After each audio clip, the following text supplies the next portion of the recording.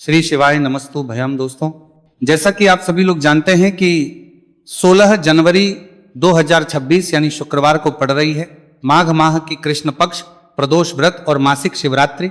और दोस्तों, यह वह तिथि है जो माघ में पड़ने वाली सबसे बड़ी तिथि है, क्योंकि यह शुक्रवार के दिन पड़ने वाली तिथि रही है और इसका बहुत ही बड़ा और विशेष महत्व होता है। पूज्य गुरु जी ने कहा है कि अगर कभी भी मौका लग जाए और माघ मास की प्रदोष व्रत और मासिक शिवरात्रि शुक्रवार को पड़ जाए तो आप लोगों को एक छुटकी काला तिल वाला उपाय तो अवश्य ही करना चाहिए। इन दोनों का संयोग बहुत कम आता है और इसी के साथ में गुरु जी ने अपनी शिव पुराण कथा में बताया है कि इस दिन आपको एक छुटकी काला तिल वाला उपाय तो आपको अवश्य ही करना चाहिए, क्योंकि ऐसा दिन पूरे साल में सिर्फ एक ही बार आता है। और दोस्तों, आप सभी लोग जानते हो कि शुक्रवार प्रदोष व्रत का अगर सबसे बड़ा कोई उपाय है तो एक छुटकी काला तिल वाला उपाय। तो दोस्तों, शुक्रवार प्रदोष व्रत के दिन आप लोगों को इस एक छुटकी काला तिल वाला उपाय को जरूर करना है। बहुत सारे लोग होंगे जिन लोगों ने इस उपाय को ना किया हो, मतलब पूरा महीना निकल गया, उन्होंने किसी भी दिन इस एक छुटकी काला तिल वाला उपाय को ना किया हो। पर दोस्तों, आपके पास एक आखिरी मौका बचा हुआ है जो कि 16 जनवरी शुक्रवार प्रदोष व्रत के दिन है। तो इस दिन आप लोगों को इस वाले उपाय को जरूर कर लेना है। भले ही आपने पूरे महीने भर इस उपाय को ना किया हो, पर अगर आप इस माघ मास के शुक्रवार प्रदोष व्रत के दिन अगर इस वाले उपाय को कर लिया तो आपको इस उपाय को करने का वो फल मिलेगा जिसकी आपने कभी कल्पना भी नहीं करी होगी।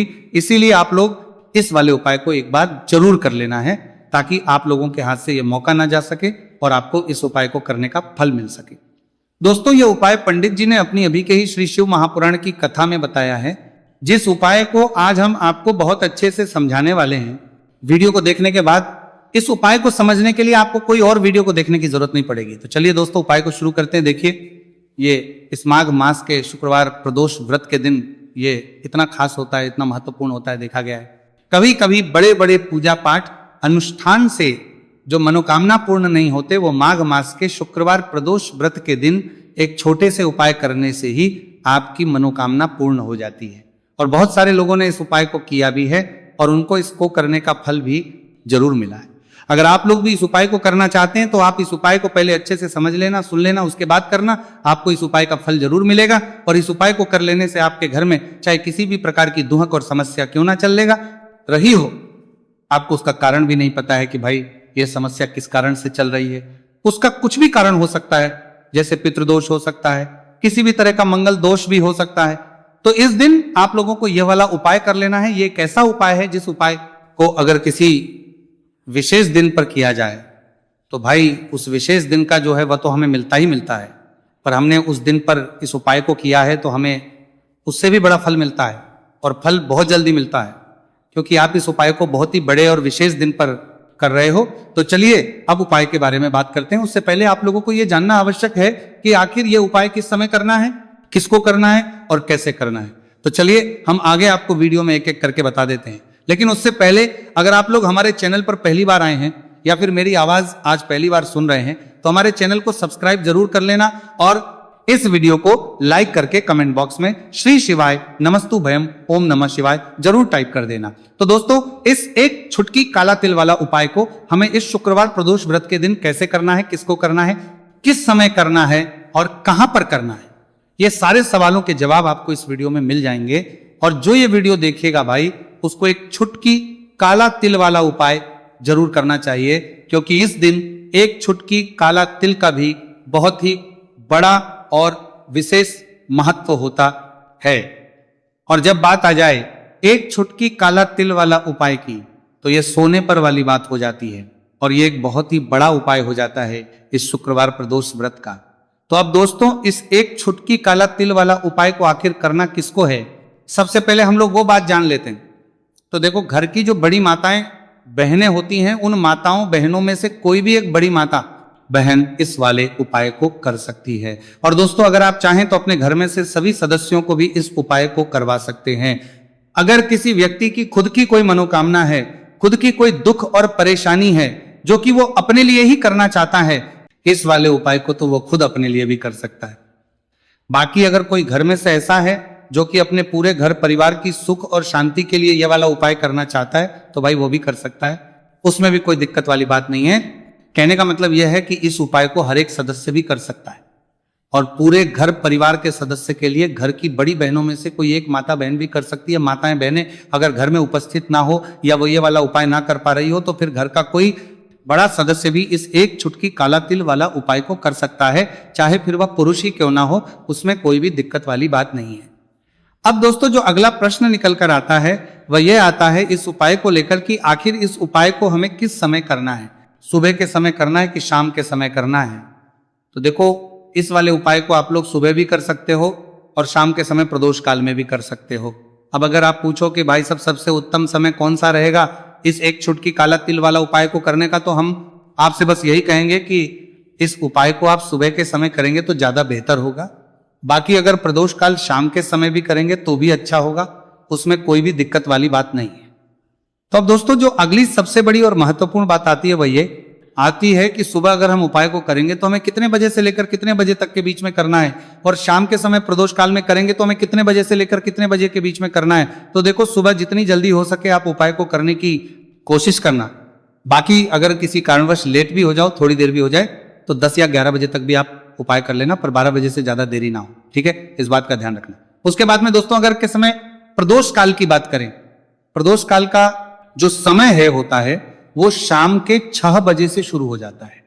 मतलब शाम के 6 बजे से लेकर 7 बजे के बीच का जो समय होता है यह समय प्रदोष काल का समय होता है। तो आप इस उपाय को 7 या 8 बजे के बीच में भी कर सकते हो।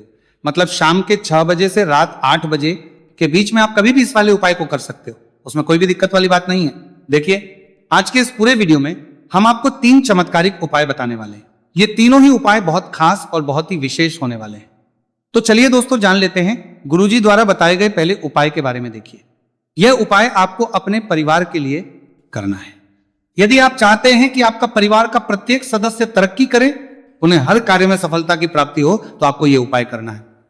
तो देखिए इस उपाय को करने के लिए आपको एक आटे का दीपक लेना है। आपको अपने ही घर पर एक एक आटे का दीपक प्रकार से तैयार कर लेना है। अब देखिए दोस्तों इस प्रकार से आटे का दीपक तैयार करने के बाद इसी के साथ में आपको एक चुटकी हल्दी भी लेनी होगी। अब ये दोनों ही सामग्रियां लेकर के आपको पहुंच जाना है अपने ही घर में तुलसी जी के पौधे के पास में। देखिए कई लोग कमेंट करके पूछ रहे हैं कि क्या हम तुलसी जी के पौधे के वहां पर, हमारे घर में जो तुलसी जी का पौधा है वह सूख चुका है, तो वहां पर भी इस उपाय को कर सकते हैं। तो हाँ बिल्कुल आप इस उपाय को, जो आपके घर में तुलसी जी का पौधा है वहीं पर आपको यह उपाय करना है। देखिए सबसे पहले तो आपको ये जो उपाय है सूर्यास्त के बाद यानी कि रात्रि के समय में ही करना होगा। अब देखिए सबसे पहले आपके पास जो एक छुटकी हल्दी है उसे आपको तुलसी जी के पौधे में डाल देना है। अब देखिए आप जो एक आटे का दीपक लेकर के आए हैं, सबसे पहले तो आपको उसे तुलसी जी के पौधे के पास में रखना है, और तुलसी जी पौधे के पास में रखने के बाद इस दीपक में हमें शुद्ध घी का प्रयोग करना है, और इसी दीपक में हमें गोल रूप की बाती का प्रयोग करना है। क्योंकि ये जो दीपक है विशेषकर हम हरि विष्णु नारायण के नाम से लगा रहे हैं। अब इस दीपक को आपको प्रज्वलित कर देना है और आपको भगवान विष्णु से, माता तुलसी से प्रार्थना करनी है कि हमारे घर में परिवार का प्रत्यक्ष सदस्य तरक्की करें, उसे अपने हर कार्य में सफलता की प्राप्ति हो, पूरा परिवार खुश रहे। हे भगवान नारायण आप हमारे परिवार की रक्षा करना। अब देखिए दीपक को प्रज्वलित करने के बाद आपको तुलसी जी के पौधे के नीचे यदि तुलसी जी का पत्ता गिरा हुआ पड़ा है तो उसे आपको उठा लेना है। आपको ध्यान रखना है तुलसी जी के पौधे से पत्ता तोड़ना नहीं है, नीचे गिरा हुआ है तो उसे आपको उठा लेना है। अब देखिए आपके घर में भगवान विष्णु की, भगवान श्री राम की या फिर भगवान श्री कृष्ण की यानी कि श्री विष्णु के किसी भी अवतार की प्रतिमा लगी हुई है तो वहां पर आपको जाना है, और आपको थोड़ी सी चीनी या फिर मिश्री आपके घर में हो तो उनका भोग आपको भगवान विष्णु के सामने लगाना है, और जो आप तुलसी जी का पत्ता लेकर के आए हैं उसे भी आपको उसी भोग में डाल देना है। अब देखिए थोड़ी सी देर इस भोग को वहीं पर रखे रहने देना है, और फिर इस भोग को आपको अपने घर के परिवार के प्रत्येक सदस्य को प्रसाद स्वरूप प्रदान करना है। यकीन इस उपाय को करने से आपके परिवार का प्रत्येक सदस्य हमेशा तरक्की पर रहता है और आपके परिवार में हमेशा खुशियां बनी रहती हैं। तो इस प्रकार से आपको पहला उपाय कर लेना है। अब हम जानते हैं दूसरे उपाय के बारे में।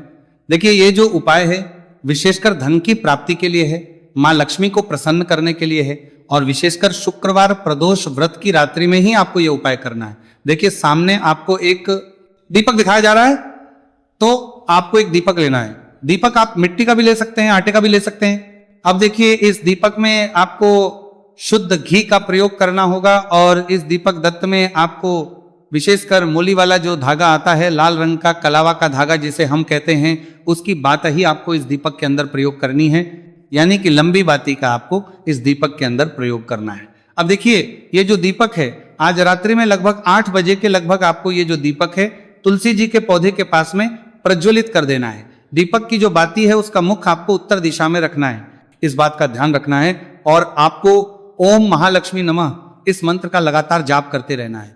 देखिए, इस मंत्र का आपको 11 बार या फिर 108 बार जाप करने के बाद तुलसी जी के पौधे के नीचे से थोड़ी सी मिट्टी उठानी है। देखिए, आपको पता है कि अभी माघ के पवित्र दिन चल रहे हैं और माघ मास के दिनों में यदि आप शुक्रवार प्रदोष व्रत के दिन तुलसी जी की मिट्टी रात्रि के समय में लेते हैं तो इससे आपके जीवन के जो सारे संकट है वह समाप्त होते हैं। अब देखिए, आपको एक गिलास लेना है, उसमें आपको जल भरना है और जो आपने तुलसी जी की मिट्टी ली है सबसे पहले तो उसे आपको उससे गिलास के अंदर डाल है और इसी के साथ में आपको एक चुटकी हल्दी भी उस पात्र के अंदर डालनी है। अब देखिए, इस जल का छिड़काव आपको अपने पूरे ही घर में करना है। देखिए, जल का छिड़काव आपको अपने घर के प्रत्येक कोने में करना है, मुख्य द्वार पर करना है, प्रत्येक कमरे में करना है, केवल अशुद्ध स्थानों को आपको छोड़ना है। बाकी आपको प्रत्येक कोने में, प्रत्येक कमरे में जहां आप धन रखते हैं, चाहे रसोई घर हो, वहां पर आपको इस जल का छिड़काव करना है। और जल का छिड़काव करते समय आपके मन में यही भाव रहना चाहिए कि माता लक्ष्मी की कृपा से हमारे जीवन में हमेशा धन धान्य के भंडार भरे रहे और जीवन में जो भी संकट है, कष्ट है, वो सभी दूर हो। इस प्रकार से कामना करते हुए सुंदर भाव के साथ आपको यह उपाय करना है। देखिए, इस उपाय को करने से घर का जो दुर्भाग्य है वह दूर होता है। तो इसीलिए आपको शुक्रवार प्रदोष व्रत की दिव्य रात्रि में यह उपाय करना है। अब दोस्तों, हम बात कर लेते हैं तीसरे विशेष और अंतिम उपाय के बारे में। देखिए, इस उपाय के माध्यम से भगवान विष्णु और माता लक्ष्मी दोनों ही प्रसन्न होने वाले हैं।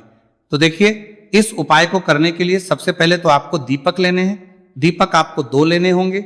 आप चाहे तो दोनों ही दीपक मिट्टी के भी ले सकते हैं, दोनों ही दीपक शुद्ध आटा मनकर उनके भी तैयार कर सकते हैं।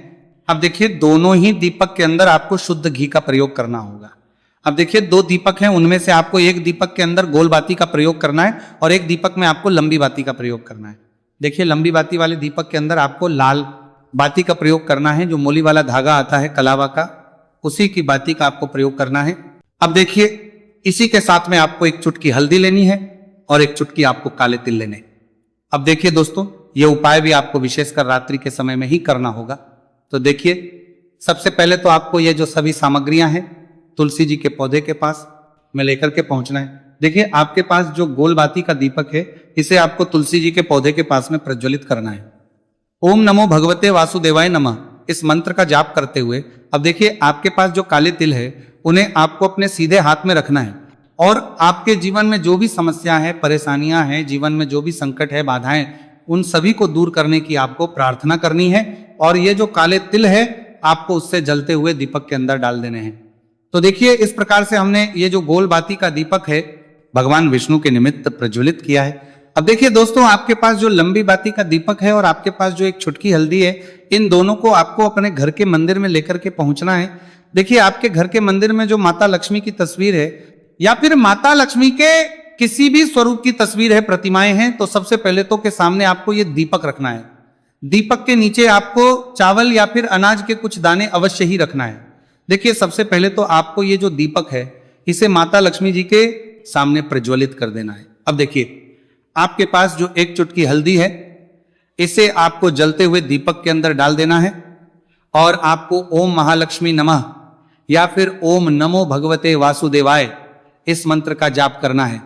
माता लक्ष्मी से आपको प्रार्थना करनी है कि जीवन से जो भी दुर्भाग्य है, दरिद्रता है, उन्हें आप समाप्त करें और हमारे घर में हमेशा सुख, शांति और समृद्धि बनी रहे, इस प्रकार से आपको कामना करनी है। तो देखिए दोस्तों, इस प्रकार से आज के इस वीडियो में हमने आपको शुक्रवार प्रदोष व्रत की रात्रि में किए जाने वाले 3 महा उपाय बताने का प्रयास किया है। जो भी आपके लिए उचित है, सरल है, उसे आप कर सकते हैं। तो दोस्तों, ये थे पूज्य गुरु जी द्वारा बताए गए कुछ बहुत ही खास उपाय। अगर आपको जानकारी अच्छी लगी हो तो वीडियो लाइक करिएगा। मिलते फिर एक नई वीडियो के साथ। श्री शिवाय नमस्तु भयम।